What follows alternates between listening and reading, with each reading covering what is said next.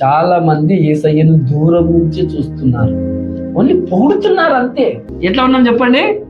పుట్టినప్పటి నుంచి చూస్తున్నాం, పొగుడుతున్నాం, కానీ దూరంగానే ఉంటున్నాం. నువ్వు మందిరానికి వస్తున్నావు కానీ యేసయ్య దగ్గర రాకొచ్చినావు. చాలా మందికి ఉంటాయి, వాడు గుట్క తింటారు కానీ మెడలు మాత్రం సిల్వ వదిలాడుతుంటారు, సిగరెట్ తాగుతారు కానీ సిల్వ మాత్రము ఈయనే కాదు. ఇప్పుడు పొడిపించుకుంటున్నారు కూడా. ఏం చేసుకుంటున్నారు?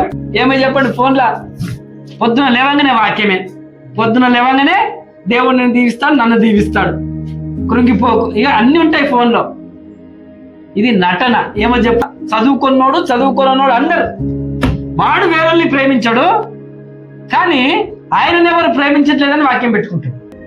ఆడెవరిని క్షమించడు, ఎవరిని కానీ క్షమాపణ గురించి వాక్యం పెట్టుకుంటాడు. ఇది నటన, యాక్టింగ్. ఇది యాక్టర్స్ వీళ్ళందరూ. వీళ్ళు సినిమాలు చూసి ఇలా తయారయ్యారు. వాళ్ళు నటిస్తారు, వీళ్ళు వాళ్ళ నిజమైన హీరోలా కాదు కదా.